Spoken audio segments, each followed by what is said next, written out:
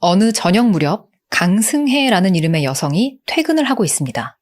지하철을 타고 골목골목을 걸어 자신이 사는 오피스텔에 도착한 승혜. 집으로 들어오자마자 불 켜는 스위치를 탁 누르는데 어라? 불이 안 켜져요. 정전인가 본데요. 휴대폰 후레쉬를 켜고 집 이곳저곳을 둘러봅니다. 그때 왔어요? 집 저 안쪽에서 작은 목소리가 들려옵니다. 남자 목소리였어요. 승혜는 순간 뭐지?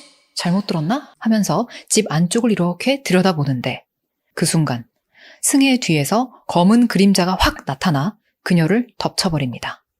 어디론가 끌려가는 승혜. 그녀는 어떻게 될까요? 자, 이 사건은 이 영화의 오프닝일 뿐입니다. 앞으로 더 끔찍한 일들이 이 오피스텔 안에서 생겨나게 돼요. 조경민이라는 이름의 여자가 승혜가 사는 오피스텔 아랫집으로 이사를 들어옵니다. 공효진 씨가 이 경민이 역할을 맡았어요. 영화는 경민이 침대에서 곤히 자는 모습을 보여줍니다. 그런데 경민은 이 집에 혼자 사는 게 아닌 모양이에요. 빨래 건조대에는 남자 속옷이 걸려 있었고 무엇보다 지금 이 침대에 혼자 누워있는 게 아니었습니다. 경민의 등 뒤에서 그녀를 꼭 껴안은 채 아무것도 입지 않고 누워있는 이 남자. 이른 새벽 그의 휴대폰 알람이 울리고 그는 일어나서 조용히 시리얼을 먹은 뒤에 경민의 이불을 덮어주고 집을 나섭니다. 그리고 얼마 후 이번엔 경민의 휴대폰 알람이 울려요. 경민은 피곤이 채 가시지 않은 부스스한 모습으로 겨우겨우 일어나서 출근 준비를 하고 집을 나섭니다. 그런데 문 밖에 나가서 보니까 문 바깥쪽에 달린 도어락 커버가 위로 올라가서 열려 있었어요. 이게 뭐지? 경민은 나름대로 안전, 보안 이런 거에 상당히 신경을 쓰고 주의를 하는 편이기 때문에 본인이 이렇게 해놓고 집에 들어갔을 리는 절대 없거든요. 그럼 누가 이래놨다는 걸까? 괜히 찜찜한 마음이 든 경민은 그 자리에서 바로 도어락 비밀번호를 바꿔놓고 출근을 합니다. 경민은 은행에서 창구 직원으로 근무를 하고 있어요. 옆자리에서는 절친한 동생 효주도 함께 일을 하고 있습니다. 경민은 차분하고 조심성 있는 성격, 효주는 발랄하고 당찬 성격이었는데요. 이 둘은 정반대의 성격에도 불구하고 아주 가깝게 잘 지내고 있어요. 이날도 일을 마친 후 지하철을 타고 함께 퇴근하는 두 사람. 효주가 경민에게 말합니다. 언니, 이제 좀 있으면 계약 기간 끝나지. 언니는 평가도 좋고 하니까 손님들한테 이렇게 잘 얘기를 해갖고 상품도 좀 더 팔고 실적 올려서 정규직 전환 좀 노려봐봐. 이렇게 이야기를 나누다 보니 어느덧 집 근처에 도착을 했습니다. 두 사람은 인사를 하고 경민은 자신이 사는 오피스텔로 들어가는데요. 로비에 있던 관리인이 택배를 하나 전해줍니다. 그리고 집 문 앞에는 웬 포스트잇이 하나 붙어 있었어요. 뭐라고 써 있었을까요? 문이 안 열려서 관리실에 홍삼 맡기고 간다. 엄마가. 경민은 안쓰러운 한숨을 내쉬며 비밀번호를 누르려고 보는데 도어락이 또 열려 있습니다. 집에 들어온 경민은 일단 엄마한테 전화를 걸어요. 엄마, 나 종종 비번을 그냥 바꿔요. 오면 온다고 말을 하지. 알고 보니까 엄마가 반찬 두고 가시려고 왔다가 비밀번호가 안 풀려서 못 들어오셨던 거예요. 경민이 혹시나 해서 엄마한테 묻습니다. 엄마, 근데 아까 그 도어락 커버 엄마가 열어놓고 갔어요? 엄마는 잘 기억을 못 하시는 것 같아요. 경민은 이내 그냥 아니야, 신경 쓰지 마요 하고 얼른 통화를 마무리해버려요. 요즘 매일같이 만성 피로와 두통에 시달리는 경민. 오늘은 제발 좀 푹 잘 잘 수 있길 바라면서 잔잔한 음악을 틀어놓고 불을 끄고 누웠는데 똑똑똑 누군가 문을 두드리는 노크 소리가 납니다. 경민은 감았던 눈을 탁 뜨는데요. 그리고 잠시 후 드르륵 하고 도어락 커버를 여는 소리가 들립니다. 그러더니 띡띡띡띡 비밀번호를 누르는 소리가 나요. 이 늦은 밤에 대체 누가 무슨 목적으로 온 걸까요? 경민은 숨을 죽이고 조용히 문 쪽으로 다가갑니다. 바깥에 있는 그 누군가는 이제 막 신경질적으로 문고리를 덜그덕거리면서 잡아당기고 있었어요. 경민은 흠칫흠칫 계속 놀라면서도 문 쪽으로 걸어가 바깥을 보는 조그만 렌즈 구멍을 들여다봅니다. 아무도 없었어요. 눈을 막 이리저리 돌려보다가 경민은 문을 조심스럽게 열어봅니다. 누가 있었을까요? 아무도 없었습니다. 다만 그녀의 집 문 바로 앞에는 담배꽁초 하나가 떨어져 있었어요. 경민은 얼른 경찰을 부릅니다. 아니, 집안에 들어온 것도 아니고 문만 두드리다 갔고 그 침입자인지 뭔지가 이 담배꽁초를 버렸다는 증거도 없는데 뭐 이걸로 지문 검사를 해달라고요? 경찰들은 짜증만 내고 그냥 돌아가 버렸어요. 자, 이쯤 되면 이 주인공 경민이가 남자랑 같이 사는 게 아니었구나 눈치를 채셨을 거예요. 경민은 혼자 사는 여자인 걸 누구에게라도 티내지 않으려고 일부러 이 집 안에 남자 속옷을 걸어놨던 것일 뿐 그 누구와도 함께 살고 있지 않습니다. 그럼 앞서 봤던 장면에서 경민을 껴안고 자던 그 남자는 누구였을까요? 그날 밤도 불안함에 떨며 잠드는 경민. 그런데 또 누군가 욕실에서 여유롭게 샤워를 마치고는 벌거벗은 채로 나와서 경민을 꼭 껴안고 누워 그녀의 머리를 쓰다듬습니다. 도대체 지금 무슨 일이 벌어지고 있는 걸까요? 혹시 이건 경민이 꾸고 있는 악몽인 걸까요? 찜찜한 마음에 경민은 틈틈이 집을 알아보러 다니기 시작합니다.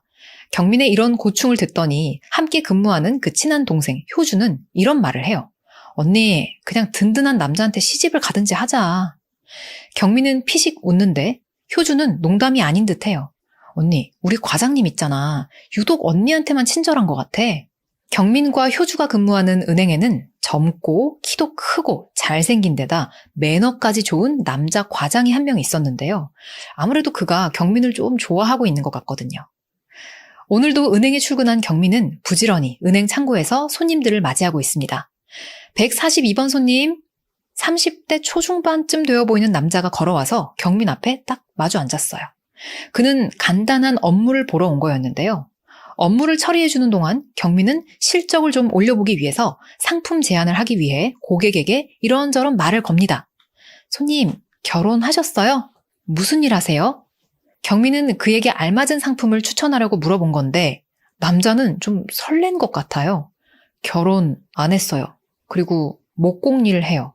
라고 대답을 합니다. 경민은 어느 동네 사시냐? 저도 그 동네 주민이다. 이러면서 이제 자연스럽게 혹시 적금 들어놓은 거 있으세요? 이 상품이 혼자 사시는 젊은 분들한테 딱 좋거든요. 이렇게 훅 영업에 들어갑니다. 남자는 들으라는 적금 설명은 안 듣고 갑자기 잔뜩 설레가지고는 열심히 설명하는 경민을 지그시 바라보는데요. 그러더니 다짜고짜 저랑 커피 한잔 해요. 라는 말을 불쑥 뱉습니다. 경민은 거절의 표시로 이렇게 어색한 웃음을 짓는데 남자는 기분이 확 상한 듯 왜? 뭐 통장에 돈이 없어서 그런가? 쥐가 먼저 살살 눈웃음 치면서 꼬실 땐 언제고 이씨. 경민이 당황해서 안절부절하자 구원투수가 등장해요. 뒤에 앉아 있었던 그 잘생긴 과장이었습니다. 고객님, 여기서 소리 지르지 마시고 나가주십시오. 안 나가시면 경찰 부르겠습니다. 진상남은 결국 보안요원의 손에 이끌려 질질 끌려나가요. 그는 나가면서까지 지가 먼저 꼬리 쳐놓고 너 진짜 그렇게 살지 마라. 그러다 혼나봐야 정신을 차리지 하고 소리칩니다. 진이 다 빠진 채 퇴근하는 경민. 그날 밤엔 기절하듯 잠자리에 드는데요. 경민이 잠에 들자 침대 아래에서 누군가 쓱 기어 나옵니다. 그는 휴지에 웬 물질을 묻혀서 잠자고 있는 경민의 코에 갖다 대고 경민은 그렇게 잠을 자고 있던 상태에서 기절해버렸어요. 그는 또 화장실에 들어가 경민의 샴푸로 머리를 감고 경민의 칫솔로 양치를 하고는 자신의 흔적을 싹 지우고 나옵니다. 그리고는 오늘도 경민을 껴안고 잠에 들어요. 경민은 매일 저 약물 때문에 몸도 허약해지고 집중력도 떨어지고 두통에 어지럼증까지 겪고 있는 거였습니다. 그러니까 이 일은 결코 꿈이 아니었던 거예요. 경민이만 모르는 경민이의 집에서 은밀하게 실제로 벌어지고 있는 일이었습니다. 대체 이 남자의 정체는 무엇일까요? 다음 날, 오늘도 여전히 핏기가 없고 피곤해 보이는 경민. 일을 마치고 집으로 돌아가기 위해서 버스를 기다리고 서 있는데 춥지 않아요? 등 뒤에서 들려오는 목소리. 얼마 전 은행 창고에 와서 커피 한잔 하자고 난리를 피웠던 그 진상남이었어요. 그는 경민에게 가까이 다가오며 말합니다. 저희 버스도 한참 뒤에 오는 것 같은데 동네도 같으니까 그냥 저랑 같이 택시 타고 갑시다. 경민은 아니요, 죄송합니다. 저는 버스 타고 갈 거예요. 라고 거절을 하는데 진상남은 또 눈이 돌아서 언성을 높이기 시작해요. 사람 또 먹같이 만드네 진짜. 왜 맨날 나를 이상한 사람을 만들어? 경민은 공포에 질립니다. 이때 마침 퇴근하던 과장이 나타났어요. 그 손 안 놔? 당신 한 번 더 눈에 띄면 경찰에 신고합니다. 경민 씨, 괜찮아요? 어서 차에 타요. 진상남은 혼자 화를 내며 씨부렁씨부렁거리면서 멀어지고 경민은 과장님의 차를 얻어 타고 집으로 가게 됩니다. 경민 씨, 다음부터 이런 일 있으면 저한테 바로 전화 주세요. 혼자서 해결하려고 하지 말고. 스윗하게 이야기해주는 과장. 경민은 고맙다고 인사를 하고 과장의 차에서 내려 집으로 가는데 문을 열고 들어가 보니까 정전이었어요. 경민은 당황한 채 휴대폰 후레쉬를 켜고 집 안을 이렇게 둘러봅니다. 근데 이거 어디서 봤던 장면이죠? 이 영화 맨 첫 장면, 강승혜라는 이름의 그 여자가 무서운 일을 당할 때 그때랑 지금 상황이 똑같습니다. 그때 누군가 쿵쿵쿵 문을 두드리는데요. 경민은 기절할 듯이 놀라서 누구냐고 묻지도 못하고 그 자리에 굳은 채로 가만히 서 있었어요. 경민 씨, 차에다가 지갑 두고 가셨어요. 다행히 과장님이었습니다. 경민은 얼른 문을 열고 죄송해요. 저 때문에 번거롭게 하고 사과를 해요. 과장은 싱긋 웃으며 괜찮다고 하면서 집안을 쓱 보는데 캄캄하겠죠. 경민이 불이 나갔다고 설명을 하고 과장은 경민 씨만 괜찮으면 제가 들어가서 잠깐 봐드릴게요 하면서 집 안으로 들어옵니다. 경민은 경비실에 이야기를 하겠다고 괜찮다고 하지만 과장은 이런 거 의외로 간단하게 해결될 때가 있어요 하면서 들어와서는 정말로 손쉽게 해결을 해줬어요. 불이 켜지자 빨래 건조대에 걸려있는 남자 속옷이 눈에 탁 들어옵니다. 과장은 당황스러워하면서 미안해요. 제가 다른 분이 계신 줄도 모르고 하고 사과를 하는데 경민은 아니라고 혼자 살다 보니까 일부러 이런 거 걸어놓은 거라고 대답을 하면서 과장님 저기 커피 한 잔 하실래요? 하고 물어요. 경민에게 관심이 있는 듯한 과장은 당연히 좋다고 하겠죠. 경민이 커피 끓일 물을 데우는 동안 과장은 손 좀 씻게 화장실 좀 써도 되겠느냐고 묻는데요. 경민은 잠시만요 하고는 먼저 화장실에 들어가서 이것저것 여성용품 같은 걸 선반에다가 다 집어넣습니다. 그런데 변기 커버가 올라가 있었어요. 평소에 경민은 변기 커버를 올려두지 않았거든요. 갑자기 등골이 오싹한 느낌이 드는 경민. 그녀가 쭈뼛거리며 화장실에서 나오자 과장이 들어가서 화장실 문을 열어둔 채 손을 씻습니다. 손을 씻는 그의 뒤에서 경민이 물어요. 그런데 과장님 어떻게 아셨어요? 저는 말씀드린 적이 없는 것 같은데. 과장이 되묻습니다. 뭘요? 경민이 대답해요. 저희 집 호수요. 과장은 그게 하면서 뭔가를 설명하려고 하면서 물을 탁 끕니다. 잠깐의 정적. 경민은 대답을 듣기도 전에 과장님 저 밖에 나가서 커피 좀 사올게요 하고는 집에서 뛰쳐나갔어요. 그리고는 1층 로비로 내려가 경찰에 신고를 합니다. 잠시 후 경찰이 도착했고 다 같이 경민의 집으로 올라가는데 경민이 떨리는 손으로 비밀번호를 누르고 경찰은 뛰쳐 들어갈 태세를 갖춥니다. 그런데 곧 충격적인 광경이 펼쳐집니다. 문고리를 잡아당기자 집 안쪽 문고리에 넥타이로 묶여 목이 졸려있는 숨져있는 과장이 보였어요. 이게 대체 어떻게 된 일일까? 경민은 엄청난 충격을 받고 넋이 나간 채 경찰서로 실려갑니다. 지금 이 상황만 해도 감당이 안 되는데 더 큰 문제는 경민이 용의자로 의심을 받기 시작했다는 거예요. 경찰이 날카로운 눈빛으로 묻습니다.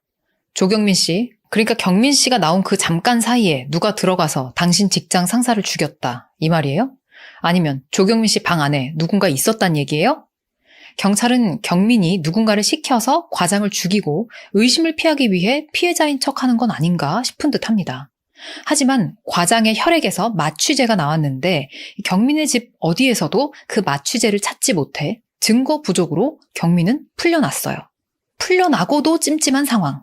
경민은 심지어 은행에서 계약 만료 통보까지 받게 됩니다.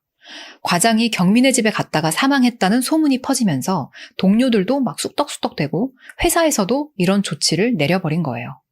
사람들은 경찰서에서 조사받느라 붙잡혀 있었던 경민의 사정도 모른 채 경민 씨 과장님 장례식에도 안 왔더라 하면서 수군댑니다.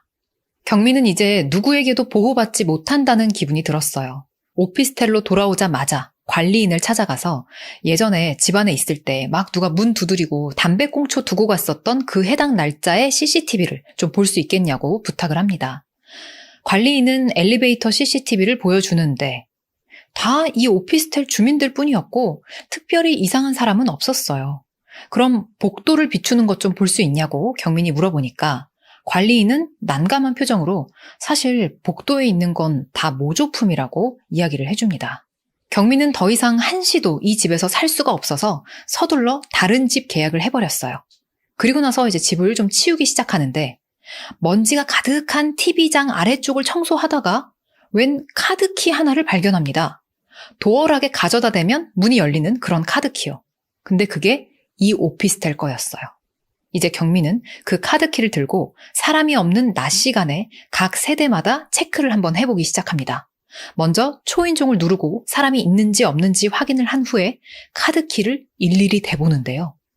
한참을 그렇게 해보다가 경민의 바로 윗집에서 그 카드키가 디리릭 하고 작동합니다. 여러분은 아시죠? 여기가 누구 집인지. 맨 첫 장면에서 변을 당했었던 강승혜라는 여자의 집이었어요. 막상 문이 진짜로 열리자 당황하는 경민. 계세요? 라고 말해보지만 불 꺼진 집 안에는 아무도 없는 듯합니다. 들어가서 보니까 먼지가 엄청나게 쌓여 있었고 우편물도 한가득이었어요. 짐들도 아무렇게나 널려 있고 뭔가 주인이 오랫동안 집에 들어오지 않은 듯한 그런 느낌이 듭니다.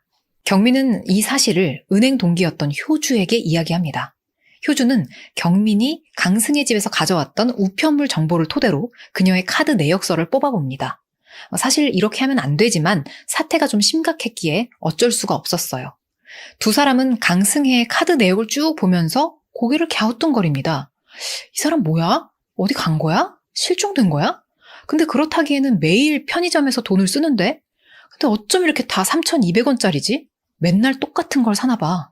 두 사람은 강승의 카드로 매일 3,200원씩 결제되고 있는 그 편의점으로 가서 죽치고 기다립니다. 거의 항상 점심시간대에 결제가 되고 있어서 일부러 그 시간에 맞춰서 갔어요. 그리고는 물건들 가격을 가만히 한번 살펴보는데 은근히 3,200원짜리 물건이 너무 많습니다. 죽도 있고 음료도 있고. 두 사람은 강승의 휴대폰으로 전화도 걸어보는데요. 전화는 받지 않았어요.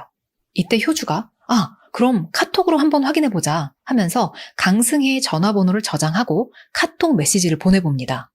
효주는 승혜와 일면식도 없지만 야 강승혜 연락 좀 해라 손가락 부러졌냐? 하고 일부러 아는 사람인 척 카톡을 보냈어요.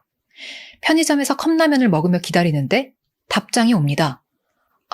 효주 반갑다 잘 지내?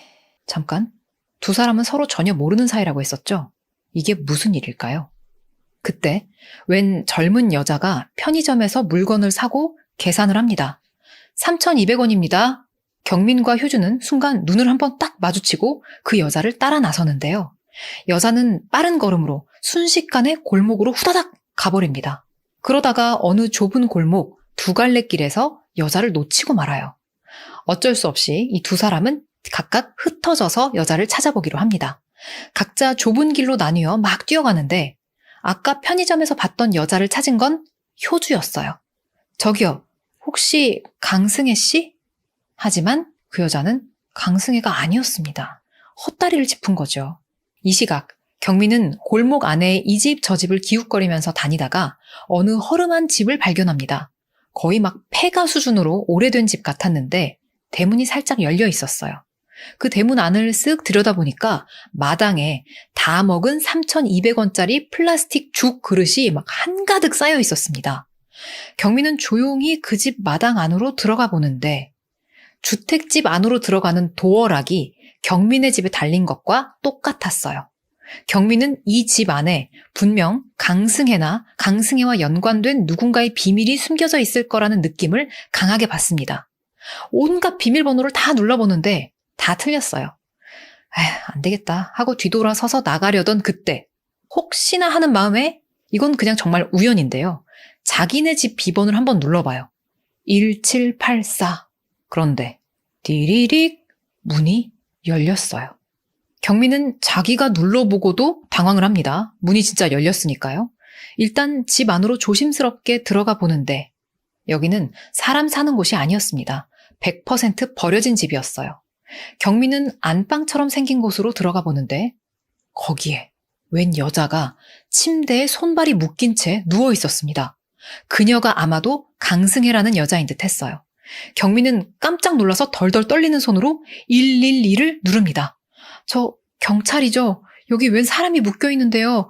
여기가 주소가 어디냐면요. 그런데 그때 띠띠띠띠 도어락을 누르는 소리가 들립니다. 누군가 들어오려고 하는 거예요.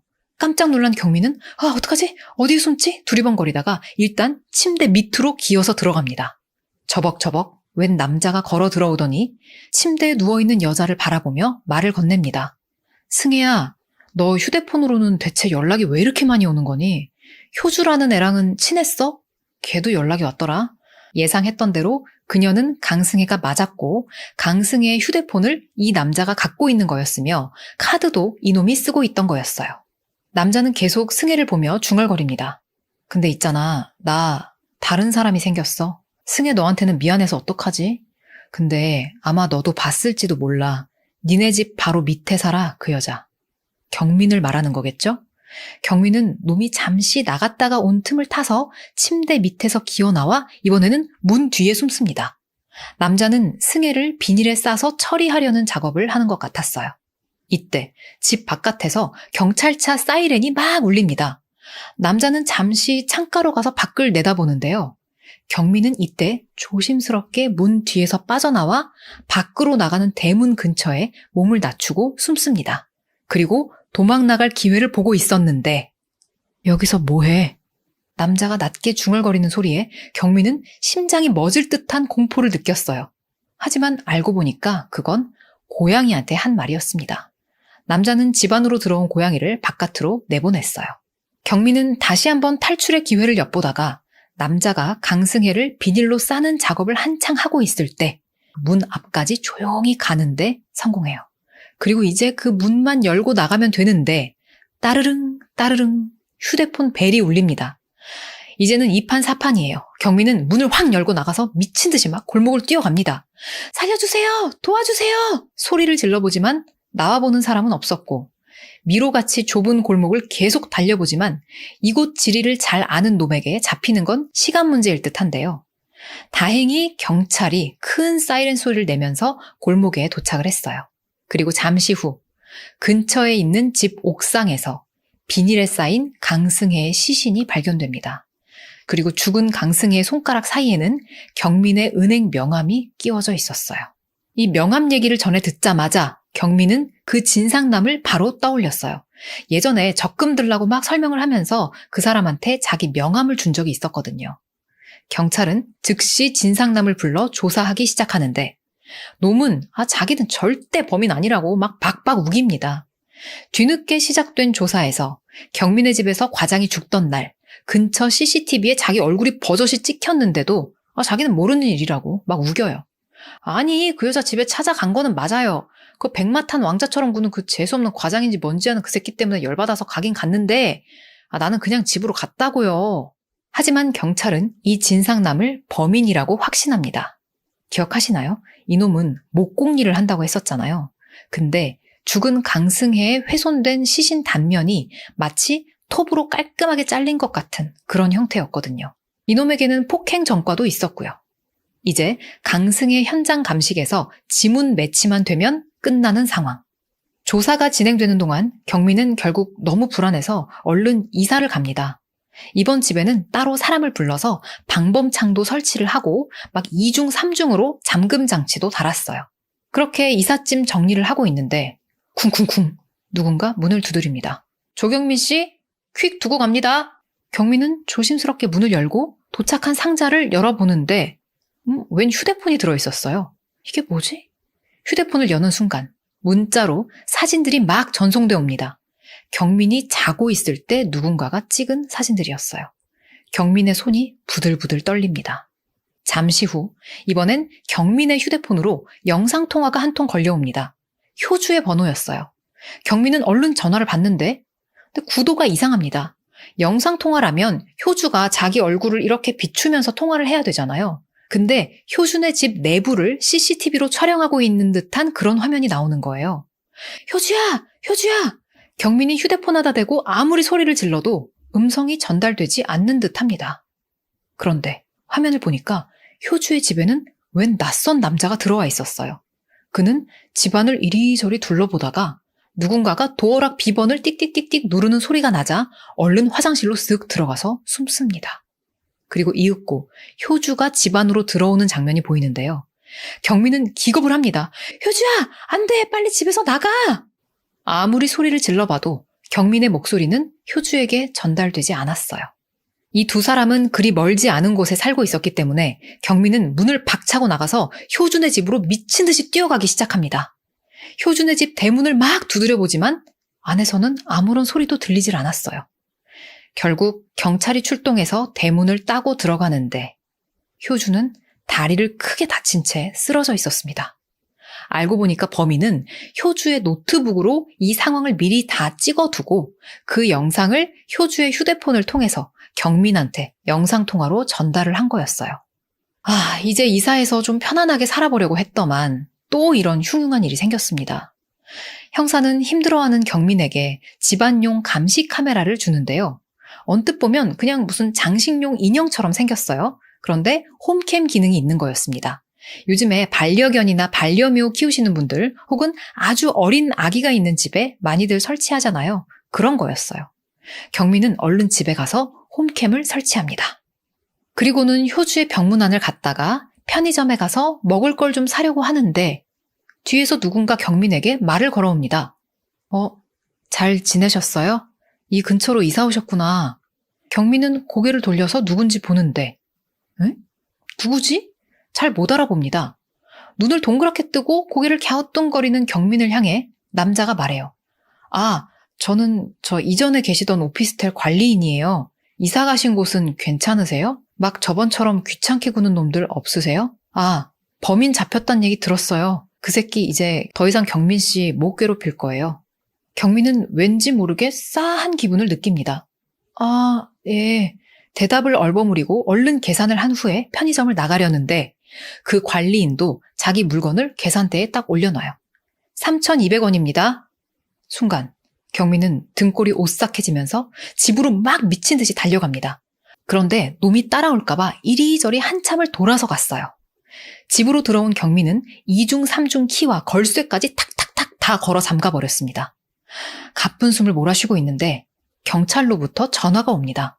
경민 씨, 지금 어디 계세요? 집이시죠? 제가 갈 때까지 무조건 집에 계세요. 그 진상놈이 살해당했어요. 자, 여러분 눈치채셨겠죠? 범인은 그 잘생긴 과장도 은행 진상놈도 아니고 오피스텔 관리인이었던 겁니다. 그놈이 과장과 그 진상남까지 죽인 거였어요. 경민은 부들부들 떨면서 경찰이 오기만을 기다립니다. 그런데 경민의 방 한 구석에 3,200원짜리 플라스틱 죽 그릇이 놓여 있었어요. 이상하다. 저거 내가 먹은 거 아닌데? 경민은 홈캠 화면을 볼 수 있는 휴대폰 어플을 켜고 시간을 조금 앞으로 돌려봅니다.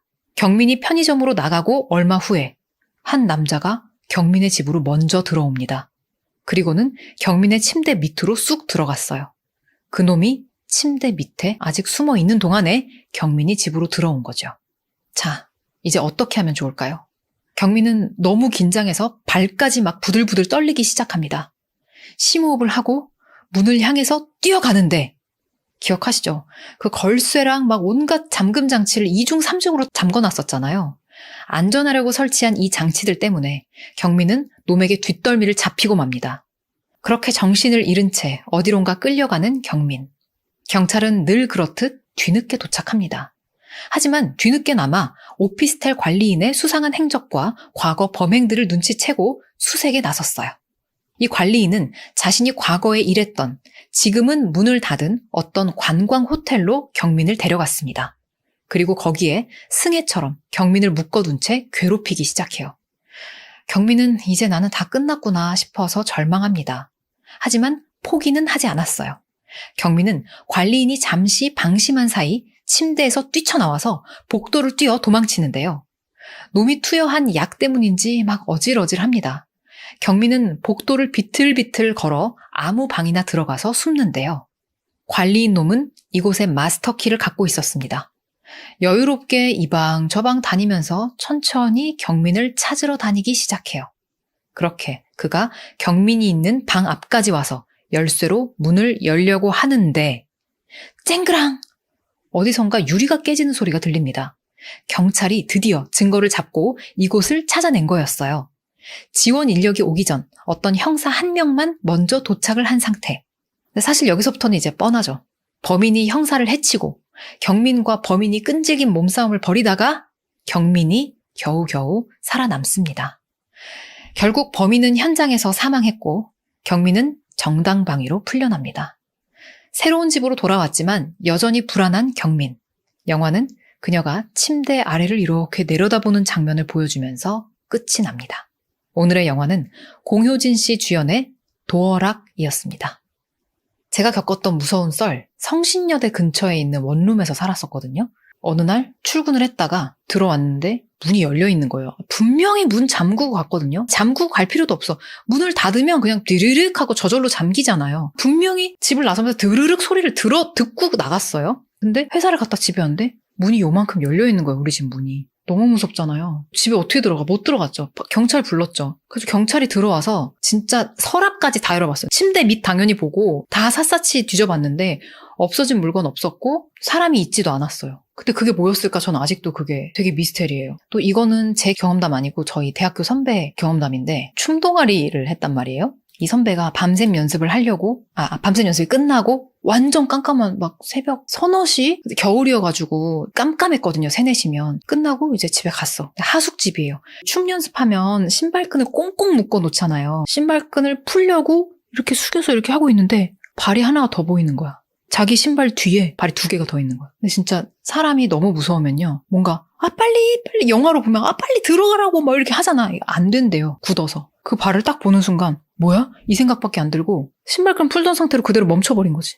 그렇게 한 3초 정도. 근데 그 3초가 엄청 길게 느껴졌대요. 가만히 있다가 으악 하고 뭐 소리를 질렀나 봐요. 근데 이제 그 하숙집에 있는 막 주인집 아주머니랑 막 같이 사는 막 사람들 다 뛰어나오고 막 그렇게 해서 순간적으로 상황이 어떻게 마무리됐는지는 아직도 기억이 안 난대요. 그 선배가.